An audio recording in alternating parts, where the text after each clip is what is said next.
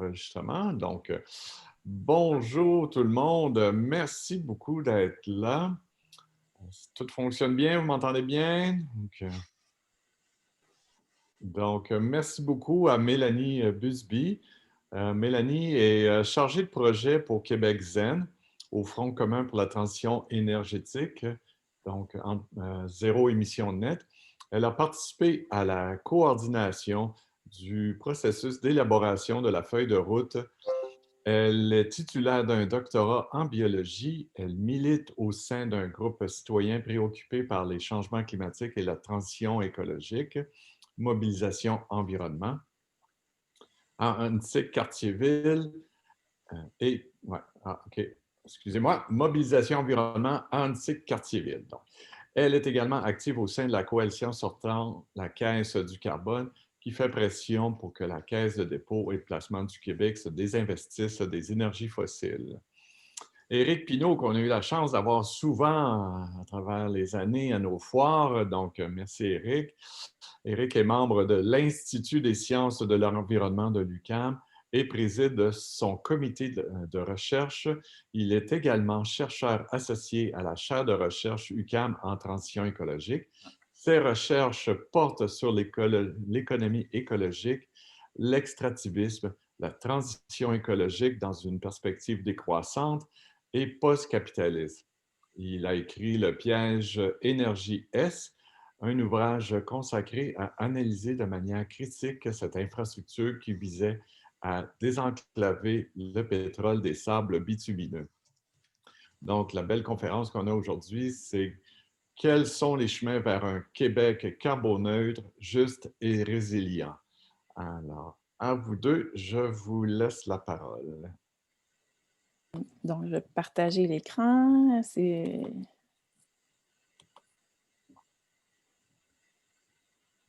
puis, activer la présentation. Puis,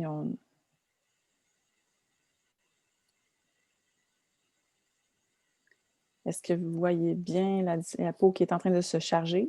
On voit qu'elle se charge. Bonjour tout le monde, en attendant que ça charge. Donc, bienvenue à cette conférence où on va vous parler de transition. Je vais laisser Mélanie démarrer. Oui, est-ce que vous voyez l'écran? Je pense qu'on est rendu à ta première diapo. On est une slide en avance. OK, mais tu veux que je revienne? Voilà. Oh, c'est une vieille diapo, ça, là, en 2017. Oh, c'est pas la bonne. Désolée. C'est pas grave. Les informations sont bonnes, quand même. Oui. Maintenant, on a ajouté Gatineau depuis le temps. Oui, OK, excellent. On va la faire disparaître dans ce cas-là. On va la faire disparaître. Puis on va démarrer avec l'idée que, je pense qu'on n'a pas aujourd'hui, surtout avec les gens qui sont autour de la table, à vous convaincre qu'il faut faire un changement climatique. La seule petite chose qui est intéressante à réaliser, c'est que il y a un lien, je pense qu'il faut toujours garder en tête ce lien très fort entre, d'une part, le réchauffement et son origine, le CO2, puis d'autre part, ce gros party de combustion dans lequel on est engagé depuis au moins les années 50, où on utilise de plus en plus d'énergie fossile, où nos sociétés sont de plus en plus avides d'énergie, ont besoin d'énergie et ont recours aux énergies fossiles. Et donc, tout plan de transition implique de confronter cette réalité-là.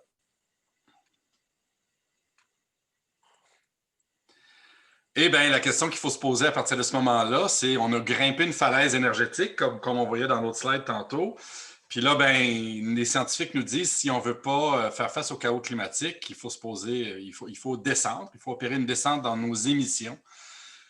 Descendre dans nos émissions peut impliquer toutes sortes de solutions, mais on sent que, et c'est un peu ça dont on va vous parler cet après-midi, ce midi, on sent que ça implique une descente aussi dans l'usage d'énergie, de matière, et c'est de ça dont il va être question dans les minutes qui vont suivre.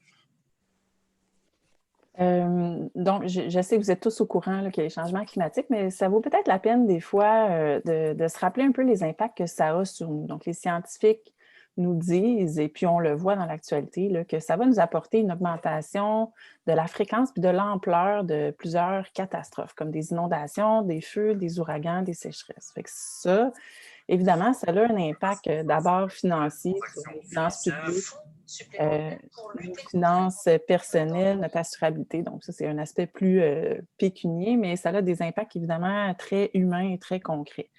On parle de plusieurs centaines de millions de personnes qui seront déplacées parce que la productivité agricole va diminuer, parce qu'il y aura des diminutions de la disponibilité en eau, des inondations, plus d'eau ailleurs, une augmentation du niveau des eaux. Donc, on parle de plusieurs centaines de millions de personnes déplacées. Puis ça, bien, ça amène des gens chez nous qui vont être des réfugiés climatiques, mais il y a un lien avec ces pays-là qui sont les plus affectés. Il y a des impacts directs, il y a des pays qui sont plus affectés, mais ça vient nous rejoindre aussi, jusque sur nos étalages d'épicerie où on a vu l'année passée un bond de 12 % dans le prix des légumes. Donc, ça vient vraiment nous rejoindre ici. Puis à cause de tous ces facteurs-là, donc les catastrophes, l'augmentation du stress, l'appauvrissement de la population, l'impact sur l'alimentation, on dit que les changements climatiques sont la plus grande menace à la santé pour le 21e siècle. Donc, à la question, est-ce qu'il faut vraiment sauter de la falaise? Bien, moi, je répondrais, bien, il vaut probablement mieux prévenir que guérir, non? Donc, on le sait qu'il y a des problèmes, on sait qu'il faut changer, mais ça ne change pas. Puis on sait que les gens le demandent. Il y avait 100 000 personnes dans les rues du Québec l'année passée. Les sondages nous le rappellent à chaque fois. La plupart des gens sont d'accord qu'il faut faire des changements importants, mais ça ne change pas. Quand on regarde les données, au Québec, depuis 1990, on a réduit seulement de 5 % nos émissions de gaz à effet de serre, puis au Canada, on les a augmentées de 21 %. Donc, on fait du surplace. Pourquoi ça ne change pas? Une partie de la réponse vient probablement du fait qu'un paradigme, une façon de voir la vie, de l'organiser, ça ne peut pas être abandonné juste à partir du moment où on dit ben ça ne fonctionne pas. Il faut vraiment quelque chose pour le remplacer. Puis bien, le paradigme actuel qu'on doit remplacer, puis c'est important de comprendre, c'est pas juste une série d'idées, c'est pas juste une manière de penser, c'est aussi une manière d'être. C'est une manière d'être en relation les uns avec les autres, c'est une manière d'assurer notre subsistance, mais aussi d'assurer un certain bien-être collectif. Et ces arrangements-là sont tous construits autour d'une grande contrainte qu'on connaît depuis au moins un demi-siècle, sinon plus, qui est la croissance matérielle, qui est attachée à la croissance économique.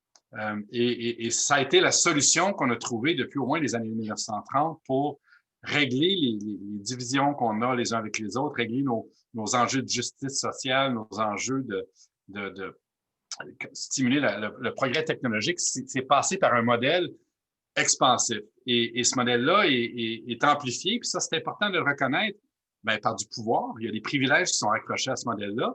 Puis aussi notre inertie culturelle, c'est une manière de vivre qui nous semble naturelle. Et c'est tout ça qu'il faut brasser actuellement. Donc, dans cette idée-là où il faut remplacer le paradigme actuel, c'est un gros contrat, mais le projet Québec Zen du Front commun pour la transition énergétique essaie d'amener une contribution. C'est un projet en 2 phases. Dans la première, ça a été de co-construire une feuille de route pour la transition du Québec vers la carboneutralité. On va en reparler. Puis, la deuxième phase, ce sera de se mettre en action autour de cette feuille de route-là, entre autres avec un volet collectivité zen dont je vais vous parler plus tard. Donc, le Front commun pour la transition énergétique, c'est une coalition de près de 90 organismes qui regroupe des groupes environnementaux, il y a des organisations syndicales, je les passe rapidement, regroupement d'organismes communautaires, puis une multitude de comités citoyens qui veulent que ça change, puis qui veulent une transition. Puis il y a aussi d'autres groupes de la société civile qui se joignent à nous graduellement. On voit des gens dans le monde de l'agriculture, de la santé, des groupes de défense des droits, des groupes de femmes, donc une variété, même des groupes religieux, une variété d'acteurs présents à peu près partout sur le territoire du Québec, puis qui représentent 1,8 million de personnes. Donc, vous pouvez comprendre que c'est un réseau incroyable qui bénéficie de plusieurs savoirs, d'expériences, d'engagement. Puis ce réseau-là, il est soutenu aussi par des scientifiques qui ne sont pas membres, mais des scientifiques et spécialistes qui nous appuient dans nos travaux. Donc, ce projet-là, puis la feuille de route, tentait de répondre à 3 besoins pressants. Donc, si on veut imaginer par quoi on va remplacer le paradigme actuel, on a besoin de savoir où on s'en va. Hein. On sait qu'il faut éliminer nos gaz à effet de serre, mais à quoi ça va ressembler un Québec dans lequel il n'y aurait plus d'émissions? À quoi ça pourrait ressembler? C'est imaginer un petit peu la destination vers où on s'en va. Le deuxième besoin, c'est d'un peu comprendre les chemins pour se rendre à cette destination-là. Donc, qu'est-ce qu'on va faire pour y arriver? Tu sais, comment on fait pour s'y rendre? Et puis, le troisième besoin, c'est de comprendre mieux, c'est la responsabilité de qui de faire ces changements-là. Donc, la feuille de route propose une responsabilisation des acteurs à toutes les échelles, soit individuelle, organisationnelle, collective. Donc, la question, c'est qui est-ce qui va le faire? Fait que pour arriver à cette feuille de route-là que je vais vous présenter, on a commencé par on pourrait l'appeler un brouillon. C'était la version 1.0 qui était une base pour un dialogue social. Donc, il y a vraiment beaucoup de gens qui ont travaillé à bonifier ce premier document-là pour arriver à une version 2.0 qu'on va rendre publique mardi prochain si tout va bien. Puis ça a été adopté là, par notre Assemblée générale le 23 octobre dernier. Donc, et puis, évidemment, bien, une fois qu'on aura ce plan-là, on veut se mettre en action. Il y a beaucoup de gens qui ont travaillé à ce fameux document-là. Il y a entre autres des scientifiques d'une douzaine d'universités, 190 personnes au total qui ont participé à toutes ces discussions-là, des gens issus de 80 organisations en plus des universités. Puis beaucoup d'activités, donc je vais passer les détails, mais ça a duré quand même 1 an, ce processus-là. Ça a donné cette feuille de route-là. Je vous présente un petit peu la table des matières, mais en gros, il y a plusieurs sections du document qui s'attardent à comment on fait pour réduire concrètement les gaz à effet de serre. Donc, je vais y revenir. Puis, il y a un volet beaucoup plus social. Donc, ce n'est pas juste un défi technique, là, il y a aussi d'autres défis. Je vais aller plus en détail bientôt. Puis, il y a un chapitre sur la résilience là, des collectivités. Pour chacune de ces sections-là, ben, comme on disait, on a fait un exercice de vision. Là, donc, dans le Québec Zen de demain, qu'est-ce que ça aurait l'air? Ce qu'il faut faire pour y arriver, ce qui nous empêcherait de réussir. Puis, il y a des actions qui sont proposées pour les gouvernements, municipalités, organisations. Puis, je dis individus, mais en fait, c'est les citoyens qu'on les a appelés. Donc, si on y revient, bien, il y a un chapitre sur l'énergie. Donc, dans les chantiers de réduction des GES, Éric l'a dit, les changements climatiques sont causés par des gaz à effet de serre qui viennent pour la plupart de notre production d'énergie par l'énergie fossile. Donc, comment on va faire pour remplacer ces énergies-là? Bien, il faut regarder où cette énergie-là est consommée dans la société. Puis au Québec, le premier poste d'émissions de gaz à effet de serre, c'est les transports, donc avec la consommation d'essence. Ça, c'est lié à des questions plus transversales comme l'aménagement. Si on a 50 km à faire pour aller chercher une pinte de lait, évidemment, ça rend les choses plus compliquées pour faire des transformations. L'industrie, c'est la deuxième pointe de tarte avec un 30 des émissions au Québec.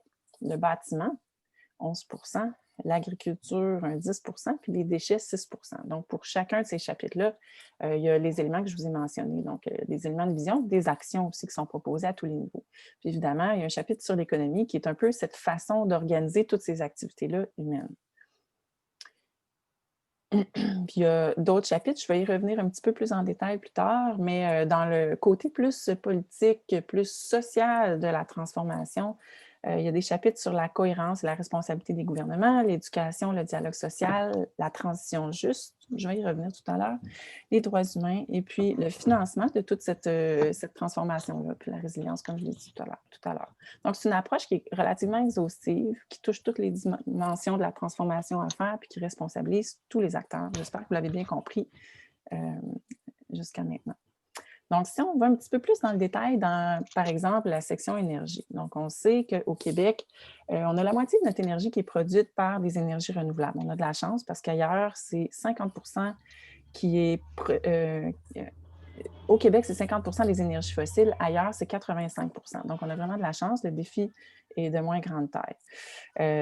Fait qu'on peut penser rapidement en regardant ça que, bon, le pétrole est consommé beaucoup par les transports, donc on peut remplacer nos voitures à essence par des voitures électriques. Bingo, il y a une grosse partie du travail de fait. Puis le gaz, dans le chauffage institutionnel, résidentiel, on a juste à le remplacer par l'hydroélectricité. Mais c'est une transformation qui est plus profonde que ça, puis Éric va en parler un petit peu, qui touche presque tous les aspects de notre économie. Juste pour l'illustrer un petit peu, mais si on parle de la construction d'un bâtiment, toutes les activités nous mènent ultimement à l'extraction de ressources pour compléter ces activités-là. Évidemment, dans le cas du bâtiment, ça peut être du bois, de l'acier, de l'aluminium, toutes sortes de matériaux, de la brique. Puis éventuellement, ce bâtiment-là va être démantelé. Donc, on est relié dans toutes nos activités avec l'environnement, à la fois dans l'extraction puis les déchets qu'on rejette. Mais à chacune de ces étapes-là aussi, il faut se rendre compte que le transport des matériaux, leur transformation, tout ça, à chacune des étapes, il y a de l'utilisation de l'énergie qui va émettre des gaz à effet de serre si on utilise des énergies fossiles.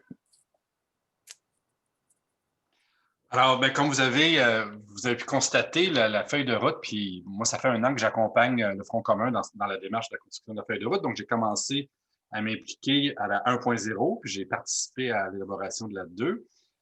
C'est un long processus de discussion. Pourquoi? Mais parce que, dans le fond, en ce moment, la façon dont la transition elle est comprise dans la population, c'est souvent, ben, je veux que tout change, mais je veux pas que rien change. Dans le fond, si on pourrait juste demain matin, alors on entend par exemple le premier ministre nous dire tout électrifier, si on pouvait donc éliminer les énergies fossiles d'un coup, mais sans que rien en termes de consommation, de travail, de loisirs, de trajectoire de vie là, soit modifié. Puis c'est devant ce nœud-là qu'on veut, dans le fond, que tout change sans que rien change, que le Front commun, on s'est dit, ben, il faut travailler l'aspect social de la transition.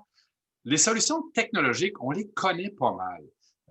Puis même si on les met toutes l'une à côté de l'autre, un bout à bout, on n'arrivera pas à la transition qu'on a besoin, puis même, ça pourrait empirer à certains niveaux. Puis là, j'ai listé là, dans la diapo là, des théories qui nous viennent de l'économie écologique que j'enseigne. Là, je ne veux pas trop rentrer dans les détails, mais on appelle ça les effets rebonds, les externalités, le problème des vases communicants, où tu règles un problème, mais tu en crées un plus gros à côté. Juste pour donner un dernier exemple, le lithium, hein, si on veut tout électrifier puis avoir nos beaux hammers électriques, ben, ça va prendre beaucoup de lithium. Mais actuellement, le contexte d'extraction du lithium a des impacts environnementaux extrêmement importants, puis des coûts humains et sociaux extrêmement importants aussi. Puis même si on se dit, OK, mais on va tout déplacer le lithium au Québec, là, puis on va l'extraire chez nous, mais ça va engendrer des conflits, ça va engendrer. Et si on reste dans un modèle de, on bâtit un champ, puis dans 3 ans, on l'envoie, ou dans 10 ans, on l'envoie à la casse, ça ne sera pas soutenable à moyen terme. Donc, c'est vraiment pas une question de technologie. C'est une question de règles, en fait. Je ne sais pas, Mélanie, si tu veux, j'ai pas le contrôle de l'écran. Oui. Oui, c'est ça. Puis juste pour vous donner une illustration de ça, en bas, vous avez un petit graphique qui nous montre le caractère insoutenable de notre économie, mais pas tant du point de vue des GES, on est habitué de regarder ça avec cette lorgnette-là, mais là, c'est juste la quantité brute de matière qu'on a besoin de consommer à chaque année pour que notre économie fonctionne, pour que notre mode de vie soit possible. Puis ça, c'est par personne, là, par capita. Par type de matériel, vous allez rentrer dans le détail, là, mais quand on regarde, là, on est le double de la Chine. Là. On est aussi presque le double de l'Europe. Puis pourtant, l'Europe, c'est quand même une économie assez avancée. Donc, c'est pas soutenable de juste changer, d'électrifier tout. C'est pas une solution. Il faut aller vers ce qu'on appelle le paradigme des 3 R. Et non, c'est pas les 3 R que vous connaissez habituellement. Nous, au Front commun, les 3 R, c'est réduire, réduire et réduire. C'est vraiment réduire la quantité d'énergie qu'on consomme, réduire la quantité de matière qui passe à travers notre économie, puis réduire les effets de télécouplage. C'est quoi le télécouplage? Bien, c'est qu'on a beau réduire ici, mais si c'est parce qu'on déplace ailleurs les contraintes, parce qu'en ce moment, on est tous au Zoom, puis qu'il y a un serveur qui tourne en ce moment en Californie, puis qui roule au charbon, mais ça, c'est une façon de déplacer la contrainte qu'on a de vouloir utiliser un service qui nous semble carboneutre, mais ce service-là, il n'est pas carboneutre, il engendre des problèmes ailleurs. Et ça, on peut multiplier les analyses pour à peu près tout. Puis finalement, ça, c'est très important, puis Mélanie va y revenir, faire tout ça, cette réduction-là, dans un élan de solidarité et de justice. Et pour ça, il faut revoir les règles de notre économie. Là, on peut y aller. Puis je vais aller rapidement là-dessus parce qu'on a beaucoup de choses à dire. Puis bon, vous pouvez lire ce qui est là. Je ne vais pas tout lire ce qui est là. Donc, si vous ne voulez pas m'écouter, vous pouvez au moins lire. Mais il faut vraiment s'attaquer aux règles du jeu. Ça a été des gros débats au Front commun. Quand on a soulevé cette question-là de règles du jeu, il faut savoir qu'autour de la table, on a du monde du milieu syndical, du monde qui représente des travailleurs dans le monde industriel. On a du monde en développement économique. On a du monde qui parle au nom des Premières Nations. On a du monde des groupes environnementaux, on a du monde pauvre, du monde de la classe moyenne, du monde plutôt privilégié. Il faut arriver à passer la transition, puis on se confronte mutuellement. Puis l'idée, c'est, il faut des changements systémiques. Les actions individuelles ne sont pas suffisantes. Notre économie carbure à la surproduction, à la surconsommation et à la surextraction. Il va y avoir des ruptures importantes, profondes, qui vont faire mal, qui vont amener du deuil. mais en même temps, il va y avoir du nouveau aussi, et ça, c'est excitant. Il faut repenser nos institutions économiques et politiques, puis il faut penser à la résilience plutôt qu'à la croissance. Ça ne veut pas dire que tout va arrêter de croître, mais il faut sortir de cette boîte-là. Il faut penser en termes de développement de la résilience et de la solidarité. Puis ça peut être un levier de développement, puis même, pourquoi pas, de prospérité. Fait que ça m'amène un petit peu à tout cet aspect-là social de la feuille de route, là. Comment on transforme notre économie, comment on transforme notre organisation. Il y a un chapitre sur la résilience, puis je ne l'aborderai pas beaucoup aujourd'hui, qui est un petit peu un chapeau, puis auquel on va travailler dans les prochaines années de façon concrète, qui nous dit que ce qui nous empêcherait de réussir, ce serait de gérer la transition comme s'il s'agissait d'un défi technique, alors qu'il s'agit d'un défi de transformation sociale. Je pense qu'on l'a bien établi jusqu'à maintenant. Donc, les prochains chapitres, ce qu'ils nous disent, c'est que les gouvernements ont certaines tâches à faire dans cette transformation-là. Nous, en tant que citoyens, consommateurs, puis on a plusieurs chapeaux, c'est difficile pour nous de faire des choses d'aussi grande envergure. Fait que nos gouvernements, que ce soit municipal, provincial, fédéraux, ils ont une responsabilité d'établir, de diffuser des inventaires de GES, d'établir des objectifs qui sont en accord avec la science. Donc, on le voit maintenant, nos objectifs ne sont pas encore assez ambitieux. Ils doivent élaborer des plans d'action avec les acteurs du milieu, puis les mettre en œuvre. Puis ça, puis ils doivent surveiller le progrès. Puis ça, c'est des choses, on devrait mettre de la pression pour que nos gouvernements remplissent ces responsabilités-là. Puis Mélanie, juste là-dessus, oui. on sait que le PEV, là, le plan d'économie verte de Legault, ça ne sera pas à la hauteur de ce qui est demandé là. Et donc, c'est d'autant plus important de faire cette pression-là. Donc, les citoyens ont un rôle à jouer là-dedans, de tenir leur gouvernement responsable de tenir ces responsabilités-là. Bon, il y a différentes choses dans ce chapitre-là, mais ça concerne, vous comprenez, qu'est-ce que les gouvernements devraient faire. Mais les gouvernements, on le voit, quand la population n'est pas sensibilisée, c'est difficile d'aller de l'avant avec des transformations aussi profondes. Donc, il y a des gens qui nous disent que les gens qu'on veut mobiliser pour un changement ne peuvent pas être traités comme des objets qu'on manipule. Hein. Ils doivent être impliqués dans le dialogue. N'importe qui est impliqué dans la gestion de changement dans une organisation le sait. C'est vraiment difficile d'arriver top-down puis de dire, bien, vous allez faire ça. On a vraiment besoin d'engager les gens dans ce changement-là. Donc, on a besoin d'engager les gens dans un dialogue social pour construire ces changements-là. Puis, bien évidemment, toute cette construction-là, puis cette éducation-là doit amener les gens à la comprendre, cette urgence climatique-là. On le sait, c'est comme un petit peu vague, hein? Qu'est-ce que c'est, puis c'est quoi les solutions. Donc, on doit vraiment travailler à les faire connaître, puis il faut que les solutions qui sont proposées soient perçues comme justes. Ça se fait dans un dialogue. Le chapitre sur la transition juste, il aborde beaucoup la question des travailleurs. Donc, des travailleurs dont les emplois, qui perçoivent leur emploi comme étant menacés, vont être des résistances à la transformation. Donc, c'est important de les accompagner, à la fois financièrement, mais aussi de les accompagner dans cette transformation-là pour qu'ils soient rassurés. Mais c'est aussi important de ne pas faire reposer la transition sur les épaules des plus vulnérables dans la société. Donc, il y en a des gens qui contribuent peu au changement climatique puis qui sont les premières victimes des impacts, donc des catastrophes naturelles, l'augmentation du coût de l'énergie ou toutes ces choses-là vont peser plus lourdement sur les épaules de quelques personnes. Donc, c'est vraiment des choses qu'il faut aborder si on veut réussir ces transformations-là. Il y a des questions de droits humains. Éric en a parlé, l'extractivisme, ça peut être dans des questions nord-sud, le lithium à l'étranger.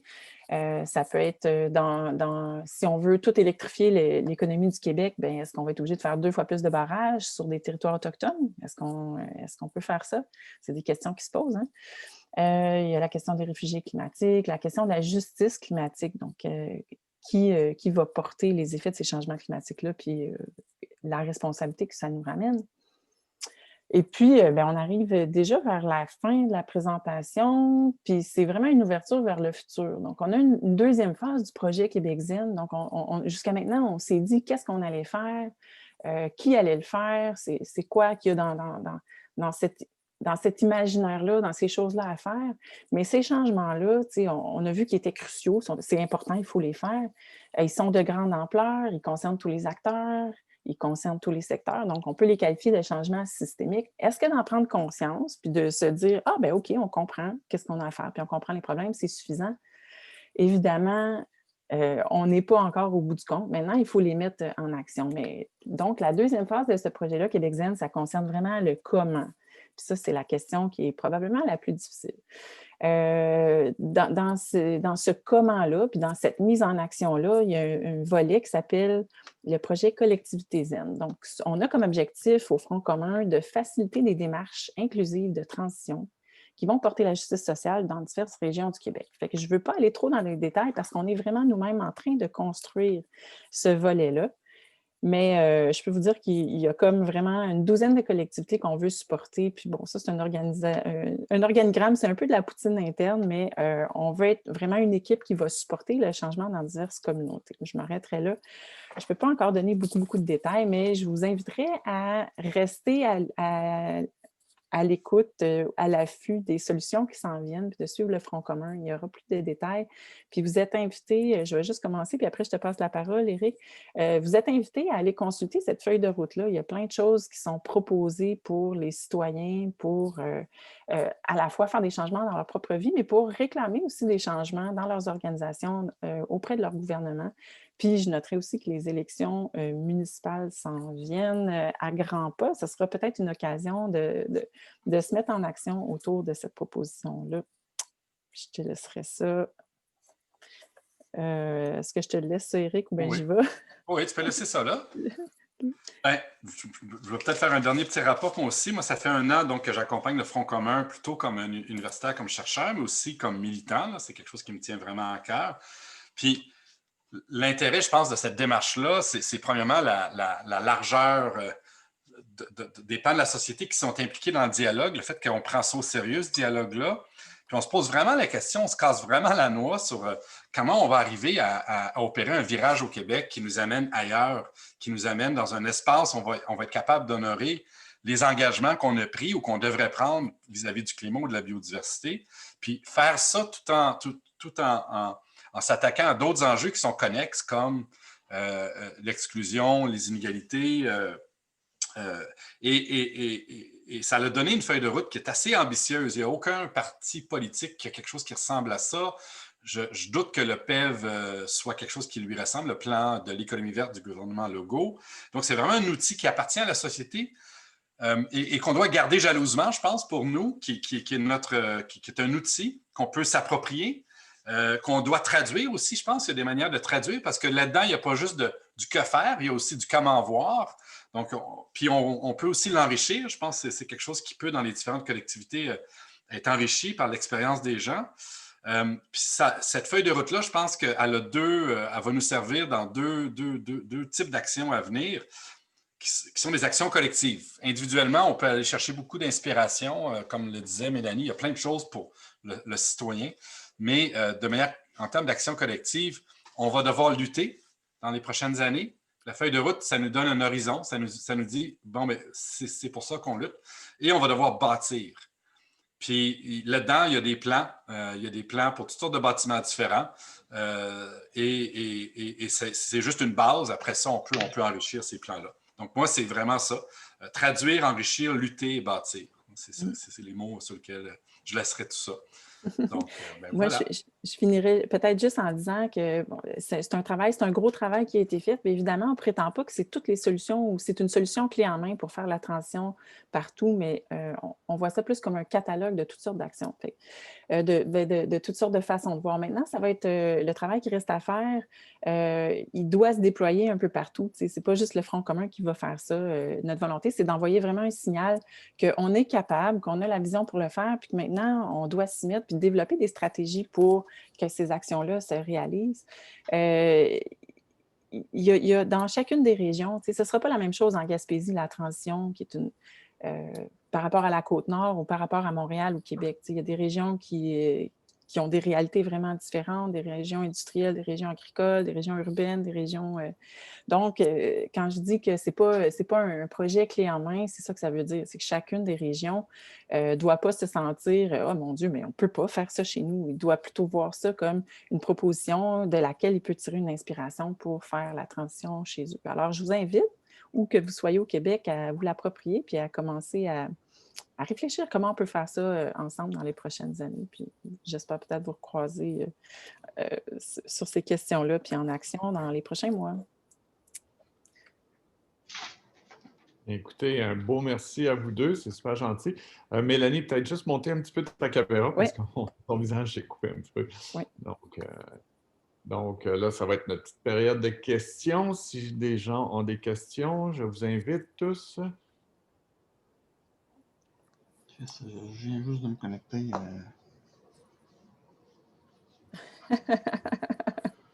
Ben, attends, je vais en mettre Ben, moi, j'aurais une question, même si je suis impliquée dans la démarche. Mais peut-être c'est plus Éric qui pourrait y répondre.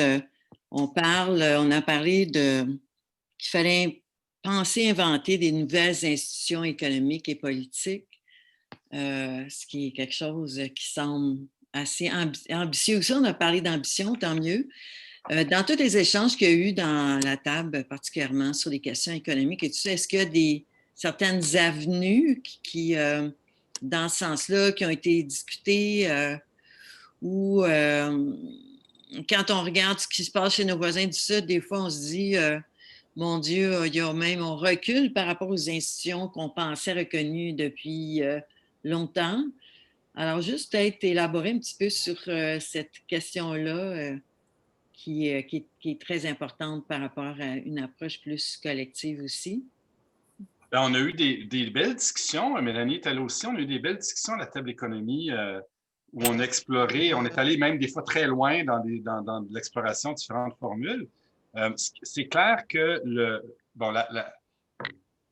une des questions centrales, c'était le modèle d'entreprise. Comment le penser, comment penser le travail, l'entreprise, la consommation, la production. Ça tourne beaucoup autour de ça. Pour ce qui est du modèle d'entreprise, puis quand tu identifies la pression à l'expansion et à l'externalisation des conséquences de tes gestes, comme le problème, là, mettons, tu dis c'est ça, là, mais c'est trouver des modèles d'entreprise qui n'ont pas ces contraintes-là, qui sont capables, au contraire, d'internaliser, puis qui sont capables de se limiter dans leur désir d'expansion. Alors, c'est certain que c'est très inspirant de regarder du côté de l'économie sociale, de ces modèles-là, de regarder donc des modèles d'entreprise qui n'ont pas besoin de croître pour croître, mais qui sont capables de se développer, puis à un moment donné d'atteindre. Puis des modèles qui ont d'autres objectifs que juste le profit, puis qui ne sont donc pas contraints d'externaliser les coûts. Parce qu'on sait que pour faire des profits, il faut externaliser beaucoup. Donc, c'est sûr que ça nous a beaucoup inspiré. On a aussi abordé la question de la part de la richesse qui devrait appartenir à l'économie monétaire, puis la part qui devrait plutôt relever de d'autres logiques de production communautaire, domestique. Donc, comment on peut rééquilibrer finalement dans nos vies l'emploi, puis d'autres manières de produire, puis d'autres manières de se distraire, mettons qu'on est dans l'économie des services, ou se donner des services les uns aux autres, puis sans transférer le poids sur, mettons, les femmes comme on a pu faire historiquement. Donc ça a été aussi une discussion. Puis après ça, l'autre aspect, peut-être le troisième aspect, je ne sais pas, Mélanie, si tu veux rajouter, mais c'est aussi comment penser des circuits économiques courts. Ça veut dire quoi concrètement? On en parle dans l'agriculture, mais ça veut dire quoi? Qu'est-ce qu'on peut ou pas produire ici? Qu'est-ce que ça prend comme... Puis c'est là où on a dit, bien, ça prend de la planification, ça prend de la concertation régionale si on veut arriver à avoir des circuits courts qui fonctionnent. Et donc, il faut penser des espaces où les gens vont pouvoir se concerter, où vont pouvoir planifier le développement économique. Puis c'est là qu'on est arrivé avec l'idée de conseil de la transition, de chantier de la transition, le régionaux. Concrètement, ouais, c'est trois-là, mettons, trois idées comme ça. Je ne sais pas si tu veux rajouter, Mélanie. Quoi dire après toute cette belle intervention? Oui, merci. Super intéressant. Il y a une question dans la partie conversée aussi, Éric. Oui, je viens de voir ça. Donc, comment le Québec en tant que province se compare à l'Europe et à la Chine en émissions des GES? Ça, c'est Mélanie, ça. Wow, moi, je ne suis pas une maître des chiffres, mais il y a plusieurs façons de regarder cette question-là. Là. Moi, je ne maîtrise pas les chiffres sur le bout de mes doigts, mais c'est certain que quand on regarde la contribution totale du pays, évidemment, la Chine a une contribution importante parce qu'ils sont quand même plus qu'1 milliard.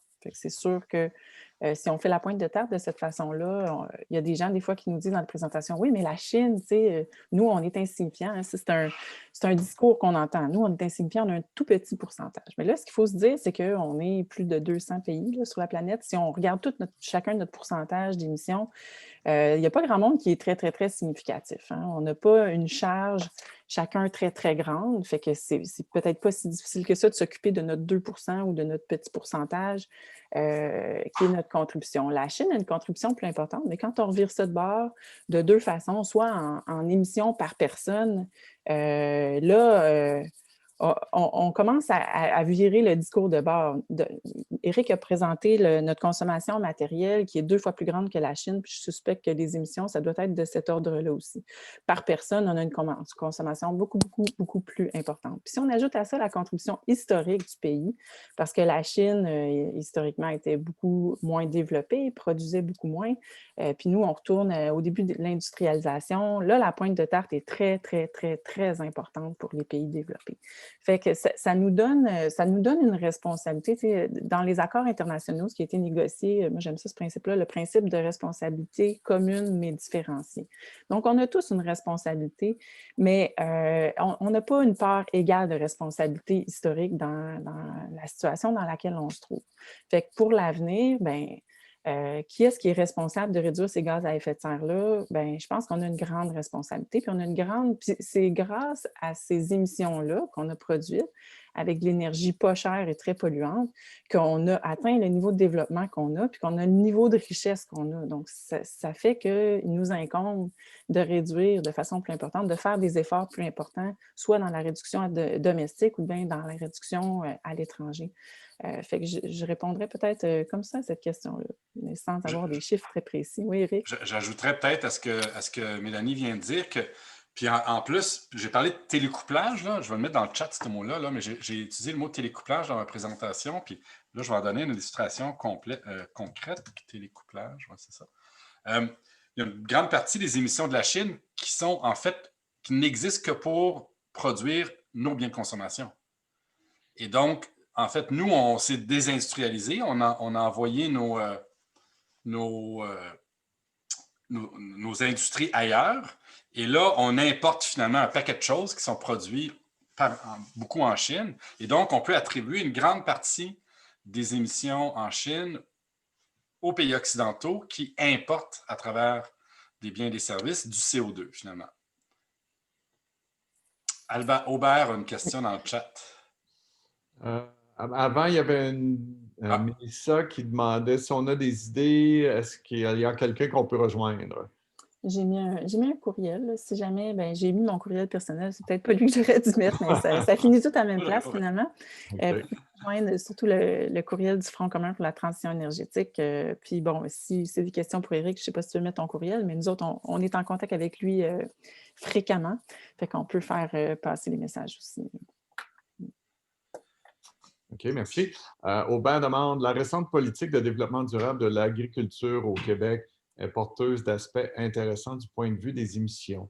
Certaines modalités sont en processus de développement. N'y aurait-il pas lieu d'y faire valoir les enjeux de la transition?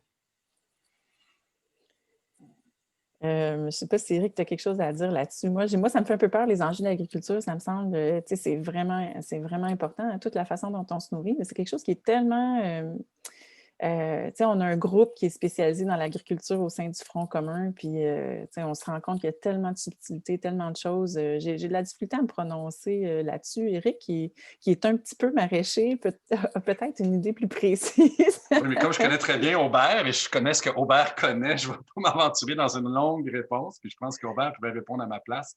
Puis moi, honnêtement, je ne l'ai pas encore lu, hein, la politique, justement, il faut que je m'y mette, je n'ai pas eu le temps, j'étais pris dans d'autres choses.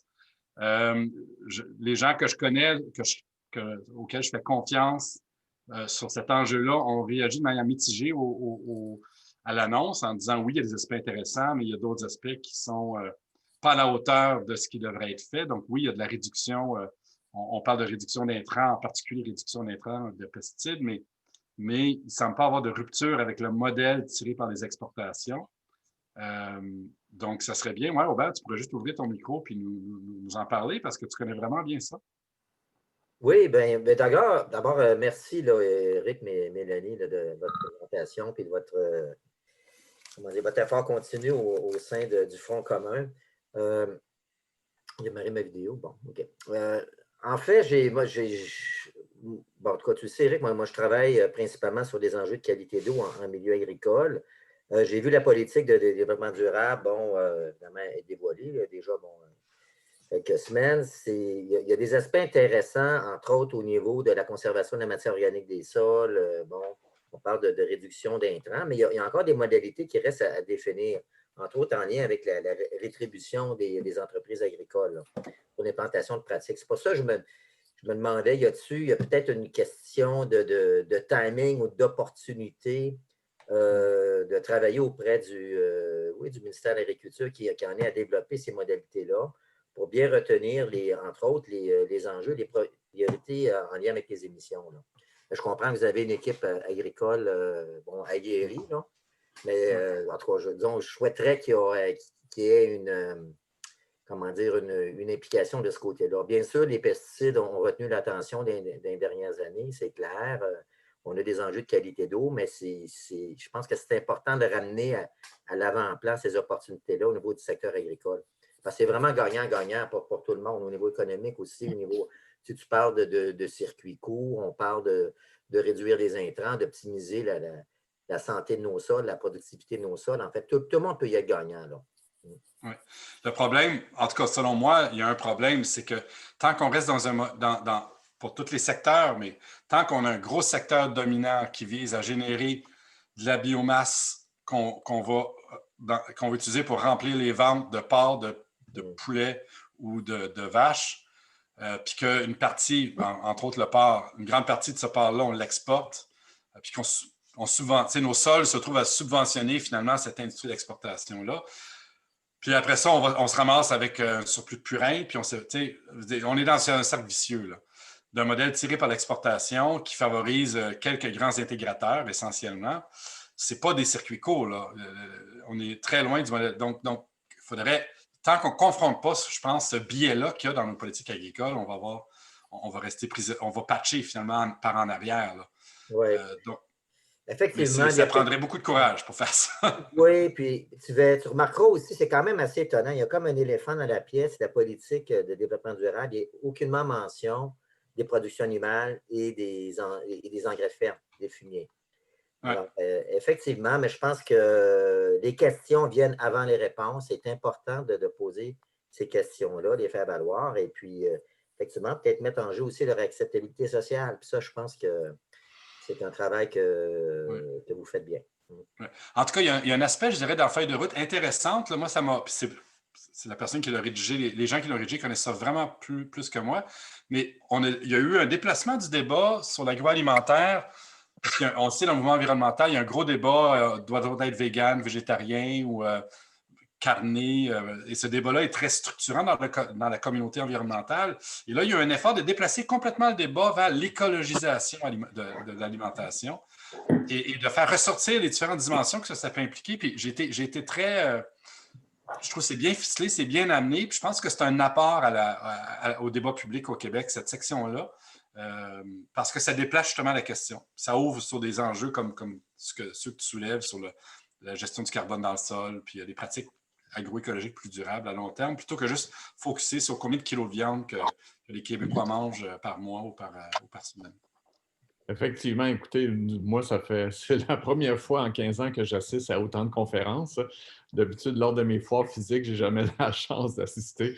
Donc, c'est super informatif, mais aussi le gaspillage alimentaire, tout ça, c'est toute la production alimentaire qui a été faite, qui a produit beaucoup de carbone et que malheureusement se retrouve au vidange ou au compostage et produit encore plus de carbone. Donc, aussi, il y a beaucoup de gestes. Moi, j'ai beaucoup appris cette semaine. On a parlé de beaucoup de gaz à effet de serre, de gaspillage alimentaire, etc.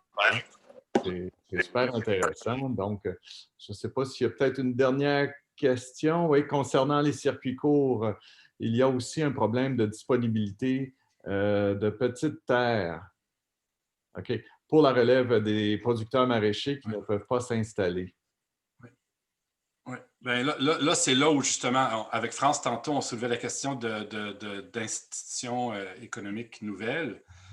Et là, je pense que ça fait longtemps qu'on y réfléchit. Ça a été mis en œuvre dans certaines MRC, mais l'idée de banque de terre, c'est-à-dire d'entrevoir un développement de l'agriculture où on brise le noyau de la propriété privée.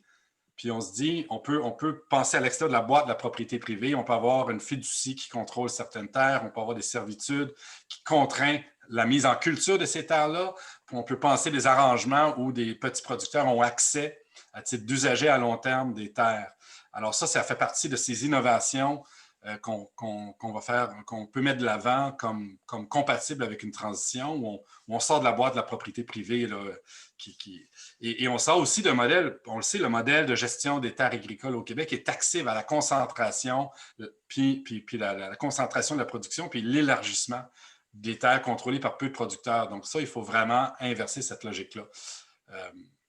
Et bon, s'attaquer à la CPTAQ, c'est peut-être un trop gros morceau. Donc, je pense que de passer par ces innovations comme les fiducies foncières agricoles, c'est une façon de contourner puis d'arriver aux mêmes fins. Donc, c'est un exemple d'innovation. Un gros merci à vous deux. Ça fut très instructif. Donc, on a les adresses courriels pour vous rejoindre. Si jamais il y a d'autres gens qui veulent poser des questions, je vous invite.